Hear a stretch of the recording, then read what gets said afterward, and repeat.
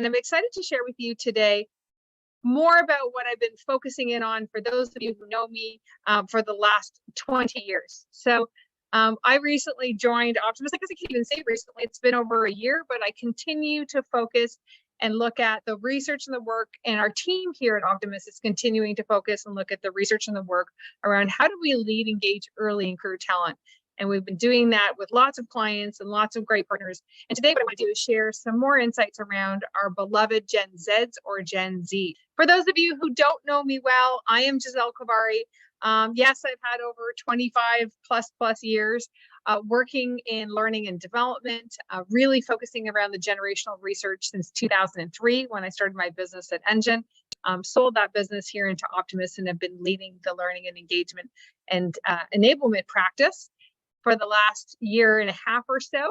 We really focus around supporting our clients across a number of different areas: sales and customer service, leadership, team collaboration, early career. So those are the new grads and the interns we'll be talking about today, and HR.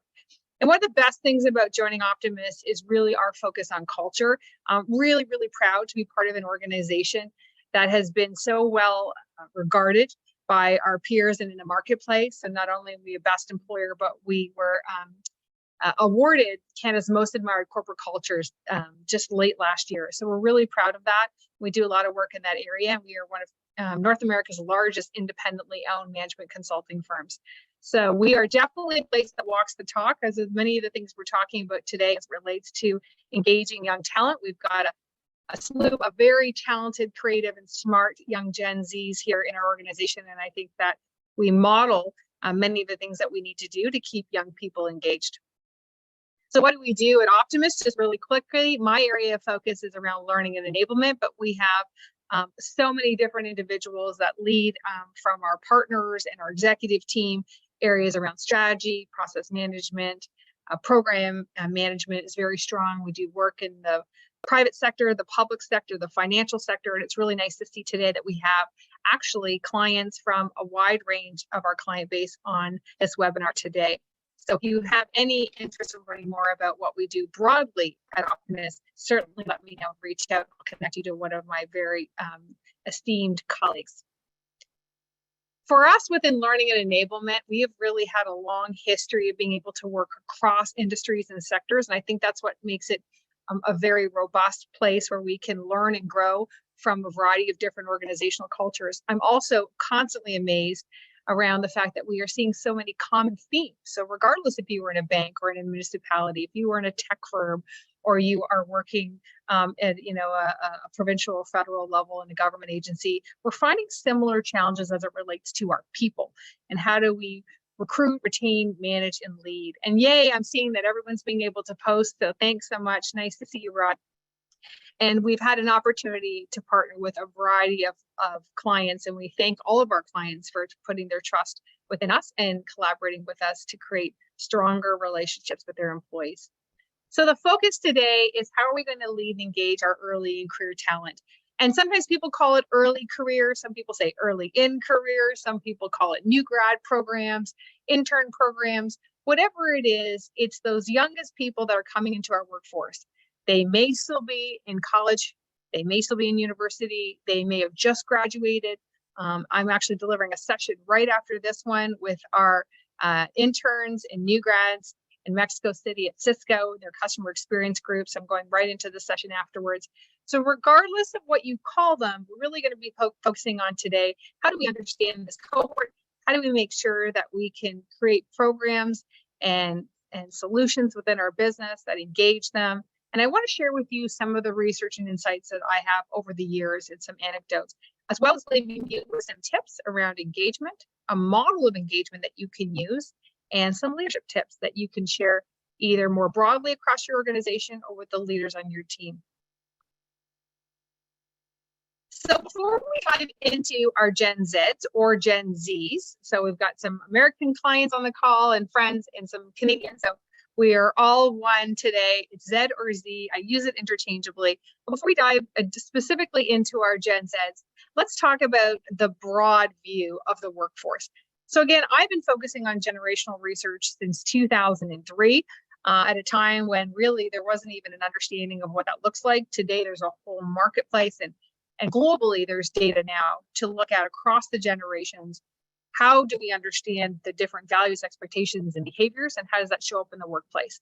So what we do here is never just segment one particular cohort. It's about understanding broadly across the generations the mindset. And the reason why we do that is a couple of things. First and foremost, we don't live and work in a vacuum. We have to come to work and engage with a wide range of individuals. And those may be our colleagues, it may be our customers, it may be our stakeholders, it may be our members, it may be the community that we're serving, it could be our board members. But across the board, we generally are touching at least 3, probably 4, and in some cases, all 5 generations. And so understanding the traditionalist values and expectations is still an important piece. And we teach this both to the leaders and to new grads when they're coming to an organization so that they understand those generational perspectives. Baby boomers tend to represent the bulk within most organizational structures still today at the senior management. There's 9.6 million baby boomers in Canada, 78 million in the US, so a huge group of individuals. Gen Xers, of which I am one, we are that smaller generation that lived under the bulge of the baby boomers. And then those boomers had their children, which are predominantly the millennials. And so Gen Xers were sandwiched between these 2 very large cohorts. And so we are a generation that are now in leadership positions, and in some cases sticking our elbows out, saying it's our turn, right? It's our turn to be able to have our voice. Millennials, for the millennials that are on this webinar today, you know this already. There has been, unfortunately, an incredible amount of millennial bashing over the last decade. I'm seeing it slow down, but much of my work for many years was working with leaders to understand why are they thinking some of these negative things and how to reframe the skills and expertise that the millennials bring. And then the Gen Zs are our youngest cohort that are coming in rapidly. Research shows that they will be making up about 1/3 of the workforce by 2025. And as we have more traditionalist baby boomers and even Gen Xers exiting, this is our future workforce, and it's important to understand them. Now, before we dive into a little bit more around the Gen Z research, what I want to do here is pause first and ask you for your approval on my fine legal print. It's very serious, and it goes a little something like this. At no point in time am I recommending, endorsing, encouraging, or promoting you to label someone simply based on their age. So today, what I'm going to share with you some insights that should be viewed at a macro level. So at a cohort level, we can understand some trends, we can look at the research in an intelligent way, we can make some decisions, but this never, ever replaces the need to understand somebody at the micro level, at the individual, the personality. So just because I'm a Gen Xer, that does not mean people could naturally say certain things about me. They may be true about me, but they also need to balance out with what do they know about me. If you're leading somebody, you're engaging with them as a colleague, you are setting them up for success in your organization. You need to balance those 2 things. Having said that, just like any form of diversity, generational diversity can be viewed and evaluated, and we can look at this data in an intelligent way. So in gender, for example, not all women and not all men are the same, but we look at gender diversity. It's the same with generational diversity. So if you're able to use a reaction and give me a thumbs up, if not, just type yes in the chat function, or just let me know that yes, you know what, you're good with this fine legal print, because I certainly think so. I certainly want to make sure that people understand this is not about labeling anyone, but we really want to glean from it the right kind of data so that we can make decisions that engage people more, that we create more inclusive teams, and that we can maximize the skill sets of the different generations. Thank you so much, Jenna. I'm seeing Allison. Great. So let's look at who are our Gen Zs. We know that this is a generation that's been living and breathing technology. As I mentioned, it's going to be about 1/3 of the workforce by 2025. They have an attention span of about 8 seconds. That's 1 second less than a goldfish. But as I always say, in fairness, I've heard that humans only have a 10-second attention span. So you know what? Not so bad. It seems to get shorter and shorter, certainly with the Gen Zs in my life. It came up this weekend with my nieces. They spend about 8 hours a day online. So if you want to have a meltdown with any of the Gen Zs in your life, just shut off the Wi-Fi, which is what I did at the at the cottage. Well, I just didn't give them the password, so I tell them they only get the password when they do chores. And obviously, this is a generation that has been, using social media and leveraging it, and there are a lot of pros of that. There can certainly be some cons, and we want to understand this generation as it relates to their technology, and how do we leverage their innovative, their creative, and their propensity towards technology in a way that will work well for our organizational structures and teams. So before actually recording this, I want you to type in the chat box, what are some words you would use to describe the Gen Zs and Gen Zs in your organization or your team or those that you are looking to coach? What word would you use to describe them? Type in the chat box. Because I asked them smart and energetic, yes. I asked the Gen Zs when I did some national surveys, and then I did some focus group surveys, and I'm going to share with you in a few minutes how they define themselves. Eager, David says. Smart, energetic, eager. Anything else? Less outgoing than millennials. Yeah, that's a really great point. We're going to talk about that, Ryan. Driven, fun. So lots of positives here. Efficient, progressive. Nice. So we have actually a lot of positive attributes here, right? So again, the millennials that are on the call thinking, well, that never happened with our generation because it used to be just a lot of negative things. So I'm glad that we came up with some positives. Sometimes we do hear some negative things as it relates to any generation, and that's fair. Every generation has areas of strength and it has areas of development. But when I asked the Gen Zs to describe themselves, these were the terms that they used. Right? They really feel that they are innovative, which I would agree. Adaptable, but tech empowered. I think it's such a great word because so often people are saying they're addicted to technology. They're always on their devices. They're never looking up and engaging in the broader world. And the Gen Z said to me, no, I'm empowered. I am able to leverage this technology in a way to create different kinds of connections and solve problems faster. And as Sheldon said, maybe be more efficient. And to Alex's point around progressive, right? That they're connected, and we're going to talk about their progressiveness, particularly as it relates to diversity and inclusion. But they live in a fast-paced world. They know they need to be adaptable, and they're crazy smart. They've been exposed to so much more. Really, millennials and Gen Zs have been exposed to so much more early in their lives and earlier in their careers that they bring this level of sophistication as it relates to certain skills and certain competencies, much more so than we did as more experienced generations. By the way, I don't use the word older, I say more experienced. So I'm moving into my more experienced years. I'm looking forward to it. So when we first surveyed the Gen Zs pre-COVID, we asked them, what are your top 3 priorities? And they said, enjoying life, finding a great career, and becoming a better person. And then we surveyed them during COVID, and one of those switched order. Any guesses what that is? Just type in the chat box if you have an idea. If you've already seen some of this content before, keep it to yourself. I'd love someone just to guess. What do you think is one of the areas moved post-COVID or during COVID? Enjoying life increased? Well, it was already number 1. So no, it stayed at number 1. Becoming a better person, absolutely. Right? Becoming a better person moved into this in place as it relates to the top 3 priorities. And I asked the Gen Zs when I work with them, why? Why do you think that happened? Why has your cohort put such an emphasis on this? And they said things like, we saw during COVID the inequality, both the racial inequality, the social inequality. We saw our ability to impact the world in a positive way and help. We also saw the disparity between how people were experiencing COVID and the impact it had on certain groups and families and communities and countries. And they said, I want to make sure that I work in an organization and then I can create a life where I am making the world a better place.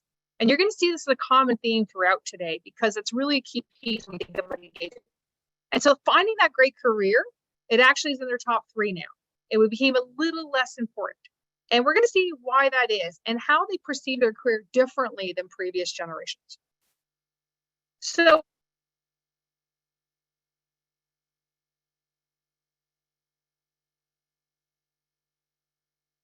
I actually not sure you guys can hear that because I tested it before and it wasn't playing. So I don't know if anyone heard it, but it was a cute little TikTok. And it says, when my boss says I don't want you staying up too late to work on this, the young woman shuts her laptop and says, you don't have to worry about me. You do not have to worry about me. And she says it in kind of a fun, sassy way. So the point was, yeah, you know what? Because guess what? I'm going to enjoy my life, number one priority. I'm going to become a better person, whatever that is, involved in my communities and giving back. And so, yeah, work's important, but you know what? You're not going to have to twist my arm to take some time off. Where we know previous generations, and sometimes we had to pull them away from the session. Wally says you froze, maybe take a 3-second pause. Okay. So hopefully I'm back and I'm strong. So give me a thumbs up or tell me in the chat function if you can see and hear me perfectly now. So we wanted to see, what do Gen Zs want? What are the things that they want? And we asked, thanks, Corey. Thanks, Rod. Excellent. It's always great. It's always a little bit weird when we do these webinars because I'm just speaking and we're not really having as much of an interactive session as I normally do in a workshop. So we asked Gen Zs, what do they want? And we used some very simple language because we were surveying really young people. They were still in high school. And they said, so we used words like boss instead of leader. We said job instead of career. But they said, I want to have a great boss or great leader. Yes, that's always important to every generation. They, pre-COVID, wanted to be able to choose where and when they worked. They wanted to be part of a team. And 76% said they wanted to be part of a diverse and inclusive environment. We surveyed again in COVID, now smaller sample size, but we surveyed them again. And that diversity and inclusion number increased. Any guesses what it jumped up to? Take a guess. It went from 76 to what? 85, 90, Christine says. Any other guesses? A little higher, 92, Alex? Well, it went to 100% of those we surveyed said, I want to live and work in a diverse and inclusive environment. So I don't know if you're surprised by that, but I was surprised. Yes, absolutely. Wow. So this is no longer a nice to have. This is a must have for the Gen Zs. And when they think about diversity and inclusion, it's very different than previous generations.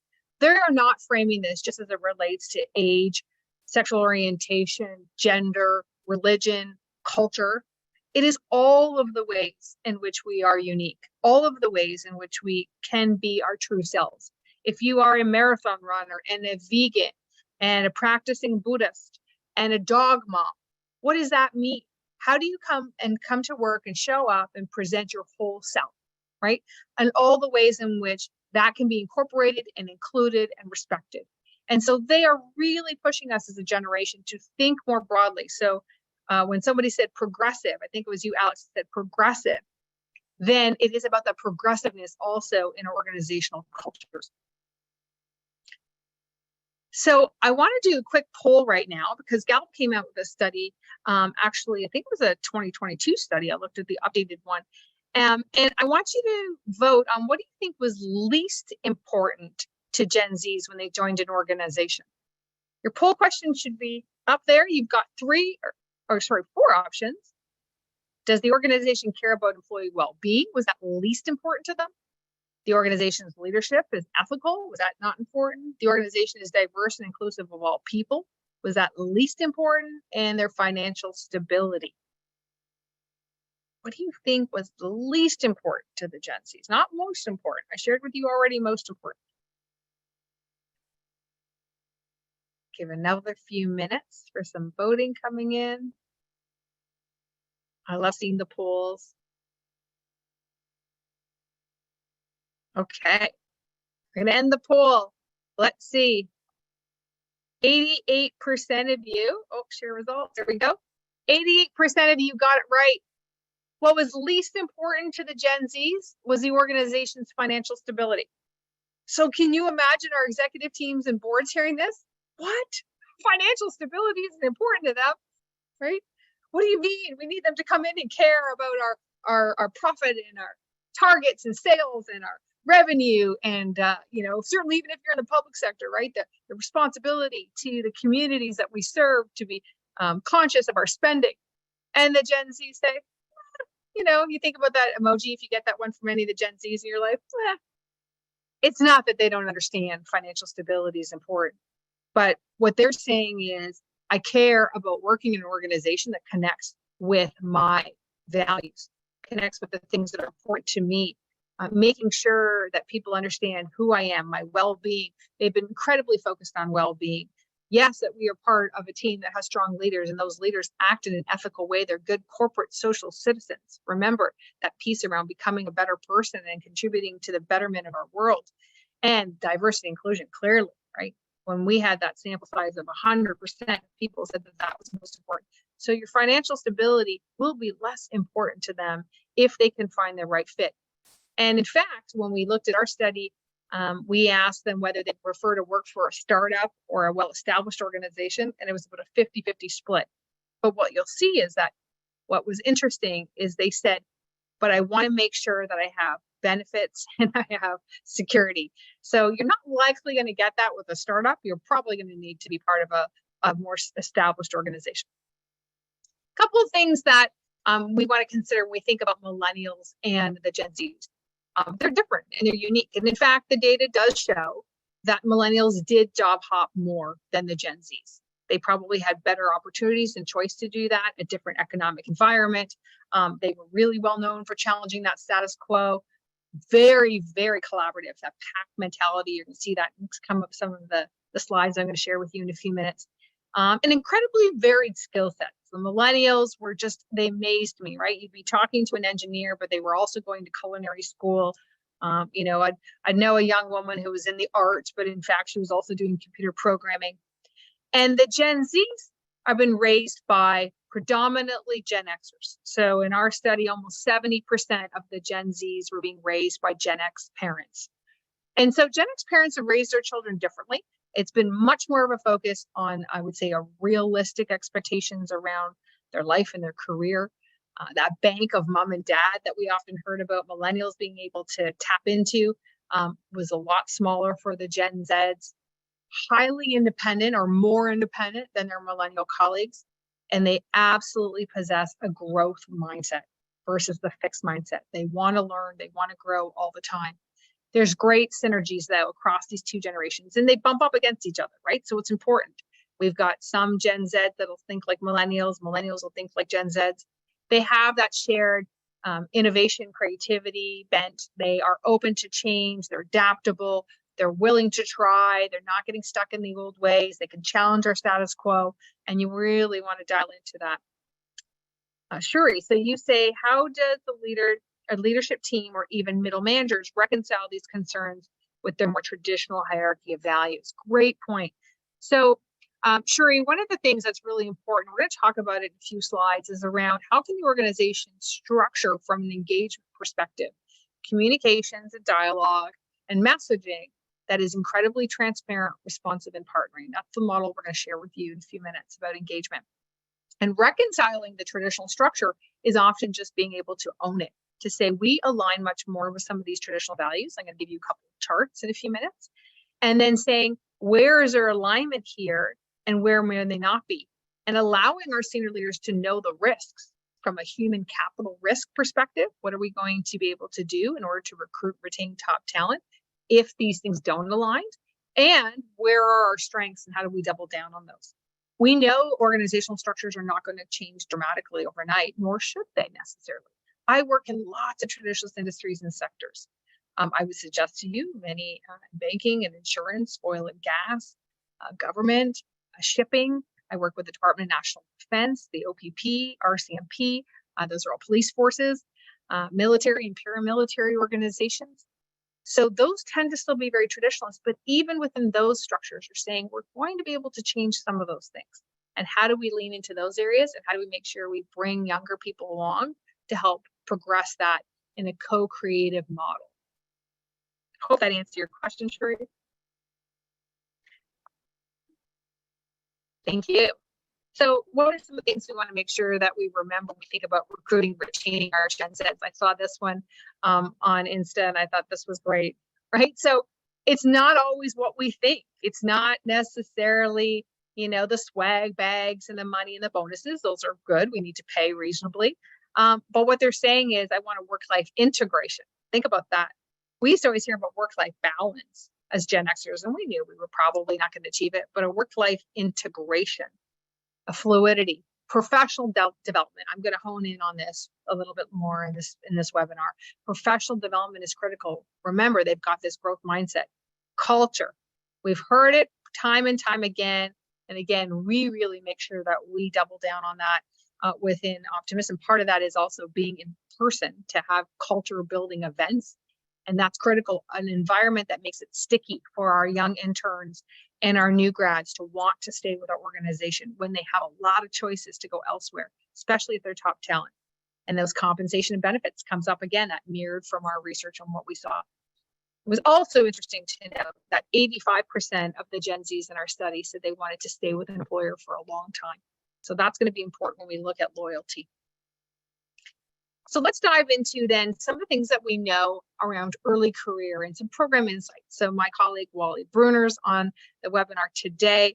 He and I co-lead a Cross Academy Association. It's a group of practitioners who are passionate about early in career programs. We've got some of them on today. So shout out to our early career practitioners, and love seeing y'all. And we looked at through across our membership, which is heavily in tech. We did a survey and we said, what are you doing in your programs? What's important for you? How are you investing in early career talent? How are you building your programs out? And we support organizations both in the program design, some of the curriculum, the content, auditing. And we were really fascinated by this data. There's a full report, that research report that we generated from this.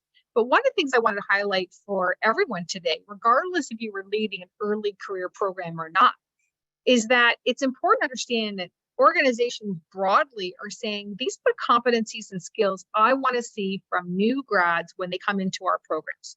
So what do we hope they will possess? And what are the skills we want to see? Because we know that we can develop other skills that are important. And critical thinking, communication, resilience, and emotional intelligence were the top 4. Now, what do we tend to call these? What do we tend to call these skills in our organizations? Type in the chat box. I want to see what words you're using before I share with you the words we like to use. Yeah, Corey says it right. Soft skills. Soft skills, but we should call them personal skills, Jennifer says.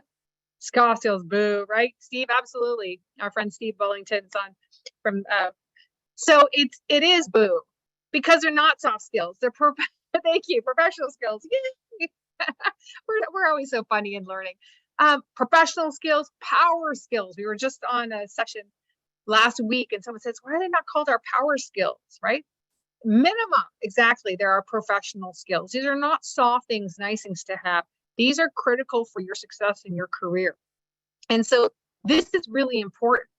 Yes, we want to make sure they have technical competence and sales experience. Well, we'll train them on that, and we'll make sure that they understand business acumen. Business etiquette also sometimes needs to be a little higher, but we found that really interesting. And so those are the places where organizations are investing their time, their energy, and their effort in upskilling their new grads and early career talent, because they pay dividends for the rest of their career. You're investing that individual for their success in your organization. You are also making a broader investment in that person, regardless of where they go. If they have critical thinking, communication skills, they are highly resilient, and they have great emotional intelligence, they're likely going to become a strong leader. So this was even more important, is we said, so what are those areas of development you think that early career talent has when they come into organizations? Where are their areas of development? Well, ding, ding, ding, ding, ding, right? People said, we think they have some critical thinking skills. They've likely gone through some rigorous academic programming.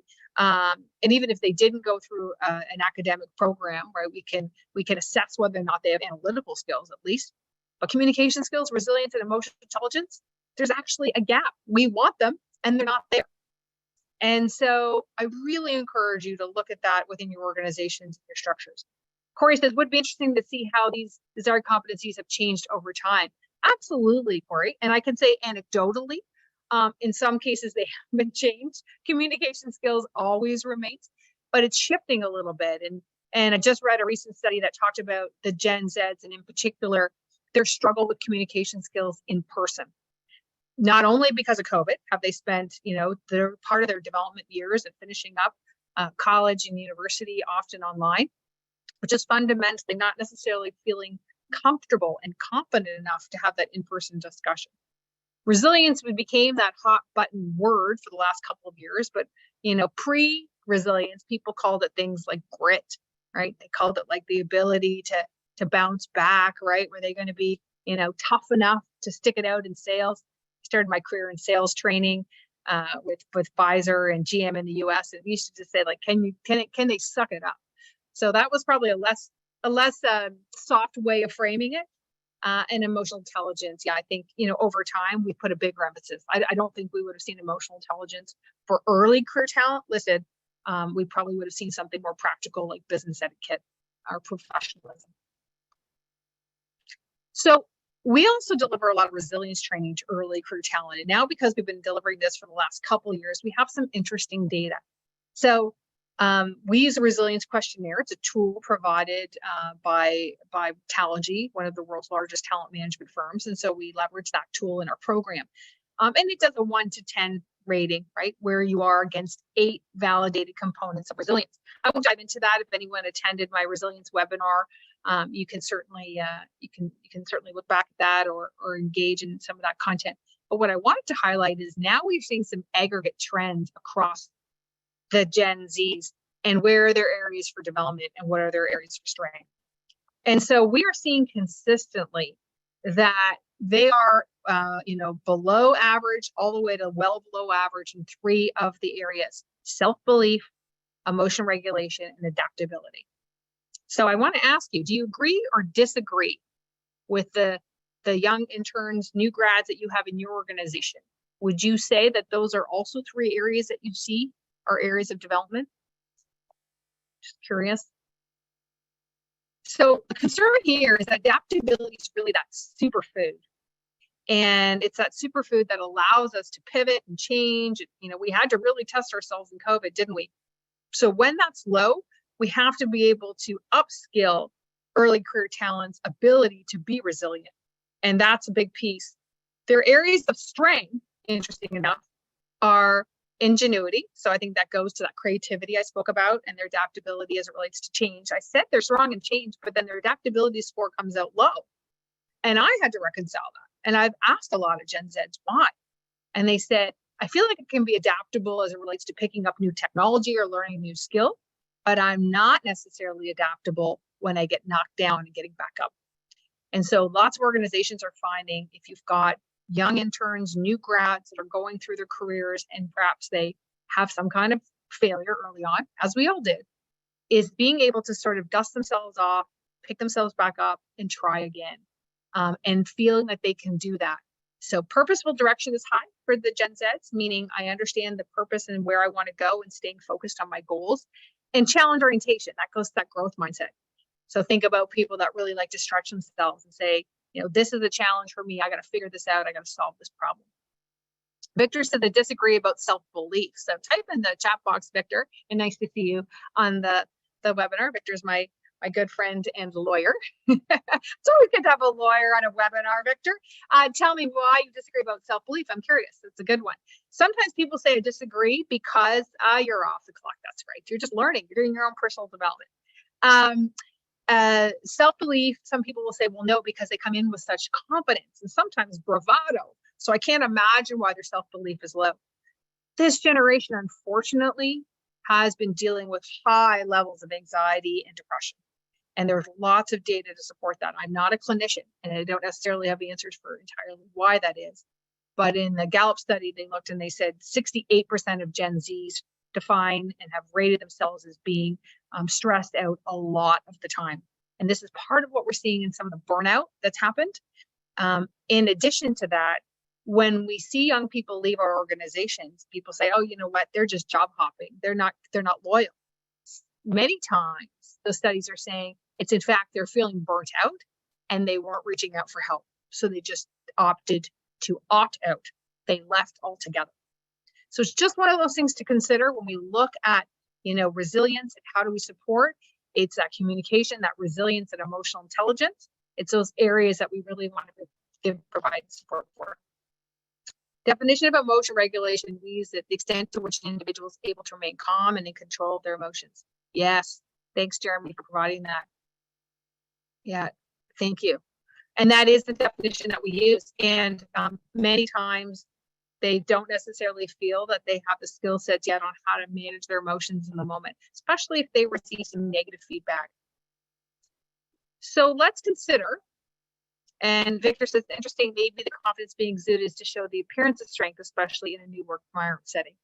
Yes, and think about the fact that, certain professions that will absolutely require that, competitive industries, making sure that you're coming out and being bold, being told that you have to come in and really, mark your territory, put your stamp on things, so to speak, and define yourself as a leader.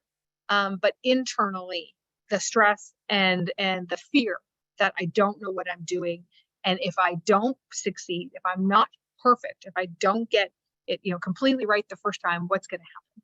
And there's a long history for why that's occurred for Gen Z. So we can go back and unpeel it. Some of the people on our call here today, I think, are from the education sector. I've got my family and friends that work in the education sector. We can go back and look both at the college level, the high school level, all the way back to the public school system and our focus on education. So there's a lot of things that have sort of built up to create a situation where Gen Zs feel like I've got to come in and win, and I have to be great all the time. And that can put a lot of pressure on their colleagues. So we need to be able to support them both in their growth and in their ability to see learning through failure.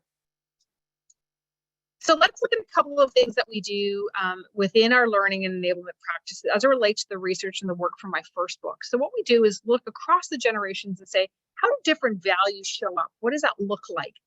And this is where I want to highlight for you. I'm just going to annotate if I can here. I want to highlight for you that, in fact, we are removing the age ranges here. If you notice across the top, there are no age ranges. And the reason why is it doesn't matter what year you were born. It's what mindset you most align to. And so I want to share with you 3 different organizational factors. The first is relationship with the organization. So as I shared with you, in our study, 85% of the Gen Z said they want to stay with an organization for a long time. People say, well, what does long time mean? So yeah, type in the chat box. Tell me what you think a long time means for a Gen Z.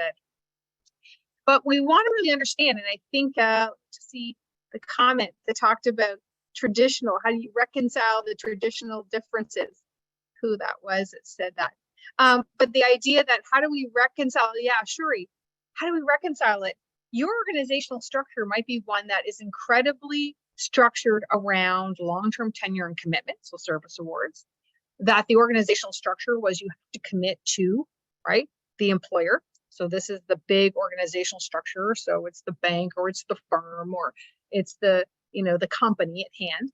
And over time, we see that loyalty shifted away from the organization and really much more down to an individual, a team, or a particular value system or structure. And so that's an important piece. It's not that the different generations aren't loyal, it's where they place their loyalty that differs. And we also need to recognize when we think about our perceptions of career. So you remember I started off talking about the fact that the Gen Zs view their career, they put it into third place in their priorities. And that can be very different when we have a strong baby boomer culture, where often their career was tied to their self-worth. I am what I do. And if I no longer do that, who am I? Gen Xers were that first kind of generation to challenge that a little bit, to say, look, I love my career, I love my work, I'm committed, I work hard. But guess what? There's a whole bunch of other things going on in my life that are just as important or sometimes more important than my work. And so this shift is also a piece of organizational culturally adapting to the different mindsets that come into play. I'm going to see what some of you wrote, 2 to 3 years, 2 to 3 years, 5. Yeah, so I would say, a long time is probably 3+ years for a Gen Z. Sometimes even maybe 2 years, it depends. But you see that key word again, growth. If I'm learning and I'm growing, I'm going to stay. We've had great success here at Optimus. I was so impressed when I joined the organization to find young people who had started out right out of university with their degrees and are still here. Why? Because they're learning, they're growing, they're evolving all the time. So your investment in their growth is really a retention strategy and a significant one. All right. So let's look at the second chart, is around authority. And I just highlight this because for those of you who have summer interns this summer and new grads that are coming in, you know, that traditional environment, which was respect for authority based on the title and the tenure and the structure, it's really eroded over the last, 2 decades. It's less about someone's title and how long they've been in the organization or the industry or the sector, and it's much more about their competency and their skill. Gen Xers started this, millennials led with it. In fact, millennials have been able to flip this model on their head. They are a generation that were able to come in with very specific skill sets and be in a position of authority right away. Sometimes a position of authority because they were leading people older than them, and sometimes a position of authority not because of their level, but because of their area of expertise. So they became a go-to person around particular knowledge. So the Gen Zs, they respect the process of authority. We surveyed them and we asked, do you think you need to follow the rules and policies and procedures of the organization? And they said yes. So do you think you need to do what your leader tells you to do, so to speak? And they said yes. But when I ask them, and I'll ask them today in the session I'm delivering afterwards, I'll say, what about complete the sentence? If your leader said jump, you said ... right? It's how high. When I ask Gen Z that, they look at me and they say, how high? What do you mean? Why are we jumping? Is this a special activity? I don't have the right kind of shoes. Are we trying to get extra steps in? Like, what do you mean? They don't even realize the levels of authority, and their expectation of being able to be exposed to senior leaders is very, very high. And the final area as it relates to is work styles. And what does it mean from a work style perspective? And this generation, remember, they said that work-life integration is important. They live and work in a very agile way, not just an agile business model, but I think of it as agile as it relates to that expanding, contracting of an elastic band, right? And when we think about change, this is important because when we support leaders in focusing on change, really what we say is, how do you understand where people are in the change process and how do you move them through to acceptance? And so at one end of the spectrum, you may have individuals, regardless of their age, that might have a much more traditional view around change, which is, if it ain't broke, don't fix it. This is the way we've always done it, or we're going to be pretty cautious of change. We have to make sure we've dotted all our I's, crossed all our T's. We have to be perfect before we go out to market. All the way to the other end of the spectrum. And your Gen Zs today wake up every single day and there's an update to their, an app on their phone, as there is for all of us. But instead, I usually go, oh, and they're like, okay, great. It's always changing. It's always getting better. It's always faster. Change is the reality. And they often struggle within organizations. And they say to me, why are we so slow to change? Why do we not just try something? Just go out, give it a shot. We can adapt, we can change, we can modify on the fly. And so that's where we can often see a clash point. So the point here is, think about your organization and think about whether or not your organization's mindset aligns more to one of these generational identities than others. It doesn't mean that you will necessarily have traditionalists in your organization leading it. You may just have a traditionalist-minded organization, or vice versa. You may have an organization run by baby boomers that's very much a millennial mindset. So it's an important piece to consider. Oh, and then I've got to delete my annotation. Yes, clear all. There we go. So moving into our engagement piece, it's important that we think about engagement from a couple of different perspectives. The first is the fact that employees today are expecting you to be investors in them, and they are in turn investing in you. They are investing their human capital. And so they're looking for a win-win relationship with you as the employer. They're expecting that you're going to deliver on the deal that you've promised them. And in fact, they sometimes hold a bigger bargaining chip right now. So it depends whether or not we go into a full-blown recession or not. But for the last year and a half, they've held a pretty strong bargaining chip when it comes to being able to find work and lead themselves into a career that they feel is meaningful. When we think about engagement, it's really about the two sides of the coin. There's the employee side and the organizational side. And on the employee side, this is what your engagement surveys measure, the head and the heart. So are people expending discretionary effort? Are they choosing to give you 110% more often than not in their work? Is their heart in it? Do they care about what they're doing? And do they accept accountability? When something goes wrong, they don't, blame other people, point fingers. They own it. How we create that kind of environment for people to be truly engaged is by being more transparent, more responsive, and more partnering. And that goes to that piece of Shuri around reconciling that traditional culture. Transparency is about being open and honest and forthcoming with your motives and intentions.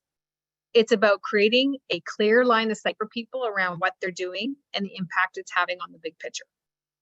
So going back to what we know about the Gen Zs and the fact that they want to become a better person and work in an organization that aligns to their values, we've got to be transparent about that. How do we do that? How do we communicate that? How do we make the connection points?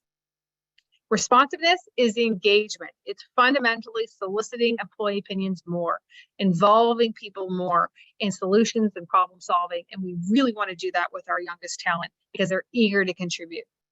And the third is partnering. And partnering means that we accept and embrace the concept that every single person in your organization and your team is an investor. And they are investing their human capital. So it's an old book, but I love it.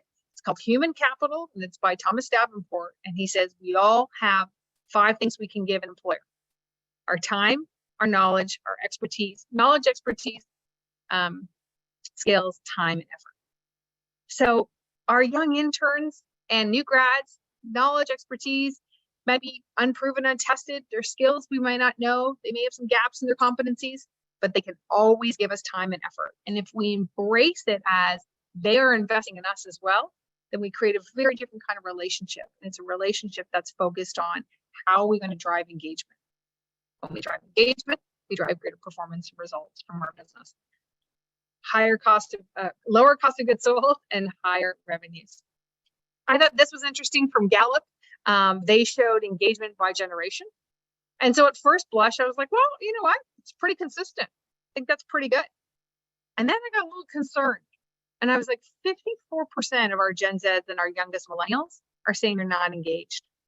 Good news is there's not as many people that are actively disengaged. Those are the quit and stayers. Those are the people in your organization that have quit, but they keep coming to work every single day. And they've already checked out. But this is a consistent trend. And so our work really needs to be, how do we move some of those people that are not engaged and they're on that cusp and move them into engagement? How do we dial that up? Because the more we can have engaged employees, the more we're going to get a better high-performing team. And the goal may not be to keep every Gen Z for the rest of their career in the organization. That's unrealistic, but we want to extend that. If it's 3 years, we want to make it 4 or 5 years.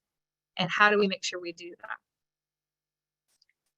The role that leaders play in this is really making sure that they demonstrate transparency, responsiveness, and partnering more frequently. That anytime you can analyze the root cause of problems in your organization and your team, so if you're having higher turnover, or you're having, greater absenteeism, or you're not hitting your NPS scores, or your, clients and customers are sending back feedback that they're not happy working with a particular group, or you're having higher turnover with leaders, you want to engage and be able to measure and say what's happening. Can you layer on a generational perspective to that? And fundamentally, for all of us, it's important that we communicate the link to young colleagues that when they are engaged, that is the flow through to our clients, our customers, our stakeholders, our communities that we support. We cannot have engaged stakeholders internally and externally, and stakeholders and partners, clients and customers, if we do not have engaged people internally. And so that is the key work. And this is the reason why we want to make sure that we create environments that engage our youngest colleagues. I'm going to highlight here for you the elements, all the elements that we know are great drivers for Gen Zs. And by the way, they're great drivers for all generations, but where you want to put some of your energy and effort with your new grad programs. Create that sense of belonging with your organization. Make sure that they understand that they fit, that they matter, that they care, and that you are investing in their growth and their development. Give them some choice and flexibility in how and where and when they work. Autonomy is important. Daniel Pink's work talks about that. Learning and development, not just because I'm in learning and development do I say this is important, but it's because the data shows it, that allowing them to gain skills and competencies within your structure, within your programs, within the organization is critical, and it helps them see a greater career path. We've got to show them the opportunities that they can have within your business, even if they don't exist. I just did a session last week in Boston, and the CIO said, there's so many things changing in technology and digitizing our business right now. There's going to be roles that are going to be available in 2 or 3 years yet. We don't even know what they are. And we talked about the fact that with early career talent, still need to have that conversation. That's what excites them. It doesn't have to be all mapped out, but they need to know that there's a vision of how and where they could grow. Access to senior leaders is always important, and this generation does not see those levels of authority and hierarchy. So why not create those opportunities early days and make sure that we're leveraging their ability to get connected and hear from your most experienced people. Give them meaningful work, not just busy work. Sometimes in summer interns in particular, they say to me, I really wanted to have something that was meatier. I wanted to contribute more. And then we just want to make it fun. And if we don't know how to make it fun, my advice is always ask them. They'll tell us what's fun. Whenever I think something's fun, it's probably outdated by now. But the idea is that we can engage them in fun ways, and work doesn't have to be void of fun. Few things that came from the Gallup report that I looked at, and a few things that I think are important for us to consider, is that we have to actually really encourage and support our youngest colleagues around some of those what we would consider, regular business skills. So eating lunch with your colleagues, why that's important, being available to volunteer, to build your network out, asking for feedback, these things around not necessarily just leveraging the technology. Yes, they're tech empowered, as I mentioned earlier, but how can they build relationships with people in a broader way, and also build up that self-belief, that confidence that they can actually build strong relationships and communicate in an effective way. The other piece for us as leaders as well is that it takes a while for people to get their sea legs, right? To really come in and be able to feel fully competent. And so we have to give them opportunities to work alongside of their most experienced colleagues. We want to do that through informal and formal mentoring or buddy programs. And we know certainly in our early career programs, that's pivotal. And we, of course, know, as Wally will say, the linchpin to any relationship with early career talent is that frontline leader. They must commit to making a strong relationship with them. Because if we don't have that stickiness there, it's going to be so much harder when that new grad has to encounter a problem in their career and doesn't feel secure, not comfortable. Again, maybe their resilience scores are a little low. Maybe they're not as confident. We really want to make sure that leader's there to be their champion and coaching them effectively. Coaching is when we really have to double down on the support. And coaching and mentoring are two very different things. They're not the same. Sometimes we blend them together. We want to keep those separate. And just that office presence doesn't guarantee necessarily success. So it's not just coming in to the office. For those of you that have back in office experiences, what are we going to do with that? How are we going to show up in an intentional way and create those experiences that connect people? And early career talent, they're responsible for that too. They have to show up and lean in and contribute. And then I want to leave you with a couple of questions today to take back to your teams and think about, how do we meet the needs of our new grads and interns at the same time managing our business needs? So I want you to consider, and you can type in the chat box if you have some thoughts, what experiences do the Gen Z employees need now to be successful in the future for their career? And then how do we provide those opportunities in a way that makes sense to them, but also aligns with our business needs? And that's often the balancing act. It's not that we couldn't do a bunch of things that are amazing. It's how does that align? Thanks. Jeremy's just posted that in the chat box. So you can think about that and also the key takeaway. And for our last 5 minutes, I want to leave you with some additional tips around engagement and some do's and don'ts. And I can take a couple questions from you as a group.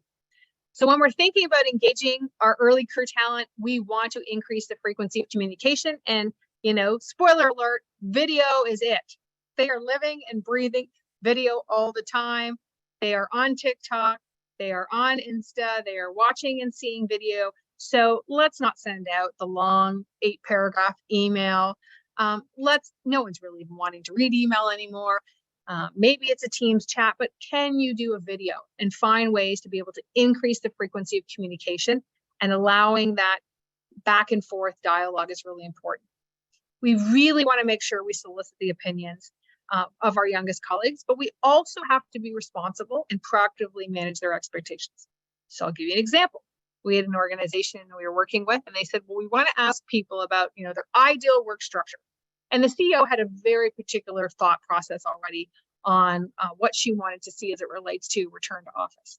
They asked people, and then that did not align at all with what the CEO was hoping she would hear.